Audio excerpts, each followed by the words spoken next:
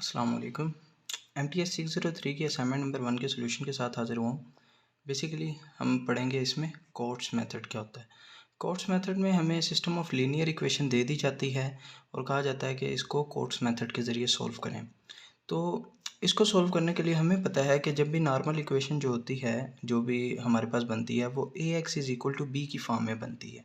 जबकि हम इसको सॉल्व कैसे करते थे कि x = A inverse of B। इस तरह से हम इसको सॉल्व कर लेते थे, A इन्वर्स निकाल लेते थे, उसको B से मल्टीप्लाई कर देते थे तो x की वैल्यूज़ आ जाती थी।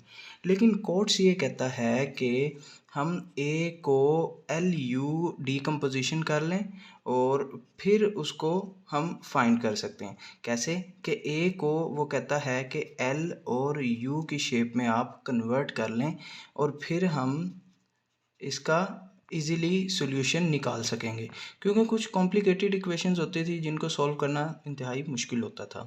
तो जब ऐसे किया तो हमें पता है कि UX जो है, अगर हम इसकी जगह पे कोई एक वैल्यू ले लें या कोई एक वेरिएबल ले लें, लेट्स सपोज हम UX = Y ले लेते हैं। तो अब UX की जगह पे हम Y पुट करेंगे तो ये हमारे पास आ जाएगा LY = B। तो ये हमारी प्रॉब्लम सॉल्व हो गई है। तो फर्स्ट स्टेप हमने क्या करना है कि A को LU बनाना है, यानी कि A को LU बनाना है। फिर उसके बाद हमने क्या करना है, सेकंड स्टेप में हमने ये करना है कि LY = B लेना है और थर्ड स्टेप में UX = Y लेना है। तो इससे हमारी इक्वेशन सॉल्व हो जाएगी। तो चलिए चलते हैं कि स्टेप 1 किया है A = LU। A को LU में कन्वर्ट करने के लिए L basically lower triangular matrix और U मतलब अपर ट्राइंगुलर मैट्रिक्स होता है। तो ये हमारे पास ये देखें A B C D E F, आप कोई भी वेरिएबल्स ले सकते हैं। मैंने इजीनेस के लिए A B C D E F लिए और U में हम क्या करते हैं कि लोअर ट्राइंगुलर हमारा 0 0 होता है, जबकि इसका डायगोनल 1 1 होता है और इसका जो अपर ट्राइंगुलर है उसमें कोई भी हम वेरिएबल्स ले लेते हैं, जैसे कि G H और K हमने ले लिया। ठीक है, आप कोई भी ले सकते हैं, कोई मुमानियत नहीं है। ये एक जनरल फॉर्म है, ये L है और ये U है। अब हमने इन दोनों को मल्टीप्लाई किया है तो हमारे पास ये फॉर्म बन गई है AG AH। कैसे बनी है? A × 1 A और फिर 0 × 0 0 0 0 हो गया। A × G AG और फिर 0 × 1 हमारे पास 0 और 0 × 0 0। तो हमारे पास ये AG आ गया। इसी तरह मल्टीप्लाई करके हमारे पास ये फॉर्म आ गई है। अब हमने क्या करना है, हमें पता है कि इक्वल मैट्रिक्स का एक रूल होता है जिसमें हम कंपेयर करते हैं वैल्यूज़ को। तो इक्वल मैट्रिक कब होगा? जब एक तो उनकी number of rows number of columns same होंगे और दूसरा एंट्रीज सेम होंगी। एंट्रीज कैसे सेम होंगी? 2 = A करेंगे तो हमारे पास ये इक्वल होगा। ठीक है, तो हमने वही किया है, 2 = A, हमारे पास A की वैल्यू आ गई। 5 = हमने किया AG, 5 = AG किया तो हमारे पास ये G की वैल्यू आ गई और इसी तरह हमने 3 = AH किया तो हमारे पास H की वैल्यू आ गई और हमारे पास 3 = B किया तो ये B की आ गई और D = -3 किया तो ये D की वैल्यू आ गई। इसी तरह हमने सारी ये वैल्यूज़ फाइंड कर ली हैं। ये थोड़ी सी लेंथी कॉम्प्लिकेशंस थी, इसलिए मैंने सारी ये सॉल्व की हैं। देखें, इसी तरह हमारे पास ये K की वैल्यू आ गई है, ये E की वैल्यू आ गई है और ये F की वैल्यू आ गई है। अब नेक्स्ट क्या होगा?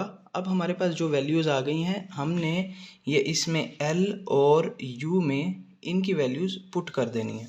जब हमने ये वैल्यूज़ पुट की हैं तो ये देखें हमारे पास ये L मैट्रिक्स बन गया है, L मैट्रिक्स ये बन गया और ये U मैट्रिक्स बन गया। स्टेप 2 क्या था? स्टेप 2 ये था कि हमने LY = B लेना है। तो LY = B लेंगे तो हमें पता है कि Y हमारे पास एक नया वेरिएबल है, इसको हम ले लेते हैं Y1 Y2 Y3। सपोज कर लेते हैं, आप कुछ भी ले सकते हैं, आप इसको ले सकते हैं Q P T या XYZ, कुछ भी आप जो है ले सकते हैं। लेकिन ख्याल ये रखना है कि जो एक्चुअल वेरिएबल एक बार यूज़ हो चुके हैं वो नहीं लेने, कोई नए वेरिएबल लेने हैं। तो हमने ये वाले वेरिएबल लिए। अब ये देखें L हमारे पास lower triangular matrix into Y, ये हमारे पास Y आ गया, = B। B क्या था हमारे पास? B हमारे पास ये था, ये देखें ये हमारे पास b था। इसको वैसे शॉर्ट b भी, ये वाला b भी कहते हैं, एक्चुअली तो ये वाला b होता है, लेकिन मैंने इसको कैपिटल B लिखा है ताकि मिक्सअप ना हो जाए। एक्चुअली वैसे ये स्मॉल b होता है, ठीक है। तो ये हमारे पास ly is equal to b, ly is equal to b हो गया हमारे पास। अब ये देखें तो मैंने इसको क्या किया है, 2y1 is equal to 16, 2y1 is equal to, मैंने इसको मल्टीप्लाई कर दिया बेसिकली, और कुछ नहीं किया।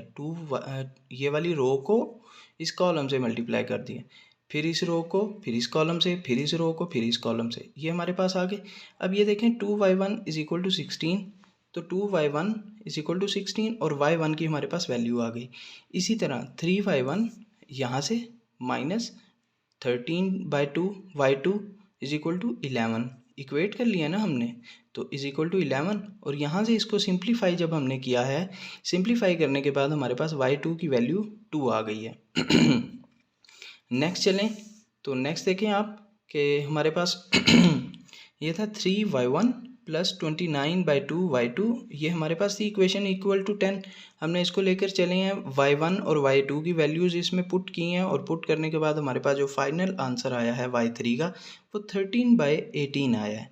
और इसीलिए हमने जो हमारे पास y था वो आ गया है 8, 2 एंड 26/31, या हम इसको कह सकते हैं कि ये हमारे पास 13/18 आया है, 13/18। आप इसको क्रॉस भी कर लें चाहे, ठीक है। 13/18 आ गया हमारे पास y। नेक्स्ट स्टेप हमने क्या करना है, वो स्टेप नंबर 3 कि ux is equal to y ले लेना है। ux is equal to y जब हम लेंगे तो हमें पता है कि ये अपर ट्रायंगुलर मैट्रिक्स है, और इसको x से, x क्या था हमारे पास, x वही था ये वाला x, ठीक है, ये x था, तो x के साथ मल्टीप्लाई करना है। और y हमारे पास क्या था, y जो अभी हमने फाइंड किया है, y ये वही है 8, 2 एंड 13/18, यहाँ पे भी मैंने अमेंडमेंट कर दी है।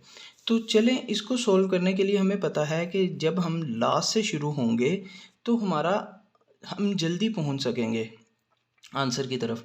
हमने लास्ट से शुरू हुए हैं कि 0 into x 0, 0 into y 0 and 1 into z is equal to 13/18, ठीक है। ये हमारे पास आ गया z इज इक्वल टू 13/18। अब सेकंड वाली यानी कि जो रो है इसको करते हैं कि ये 0 इंटू एक्स 0 हो गया, 1 into y plus 5/13 into z, 5/13 into z is equal to 2 is equal to 2। अब यहाँ पे z की वैल्यू मैंने डायरेक्ट पुट कर दी है, क्योंकि पीछे मैंने आपको स्टेप दिखाए थे इसलिए इसमें मैं स्टेप नहीं दिखा रहा हूँ। तो ये मैंने वैल्यूज़ पुट कर दी हैं, और y प्लस ये मैंने इसको सिंप्लीफाई किया तो हमारे पास y की वैल्यू आ गई है 31/18। अब हमने क्या फाइंड करना है, हमने z की वैल्यू फाइंड करनी है। z की तो हो गई है, अब x की वैल्यू फाइंड करनी है। x की वैल्यू कहाँ से आएगी, ये फर्स्ट वाली से। फर्स्ट वाली को जब हम सॉल्व करेंगे तो हमारे पास x की वैल्यू आ जाएगी, तो x plus 5/2 y plus 3/2 z is equal to 18। ये कैसे आया है, ये ऐसे ही आया है कि 1 into x plus 5/2 into y plus 3/2 into z is equal to 8। यहाँ से हमने लिया है और फिर इसको सिंप्लीफाई किया, सिंप्लीफाई करने के बाद हमारे पास x आ गया है 47/18। तो हमारे पास x की जो वैल्यूज़ आई हैं वो 47/18, 31/18 एंड 13/18। आप इसको किसी एक इक्वेशन में, किसी भी इक्वेशन में, ये हमारे पास सिस्टम ऑफ लीनियर इक्वेशंस थी, आप इनमें किसी में भी पुट करें तो आपका आंसर ये इसको सेटिस्फाई करेगी, तीनों इक्वेशंस को ये सेटिस्फाई करेंगी। कौन सी values, x is equal to 47/18, 31/18 and 13/18। तो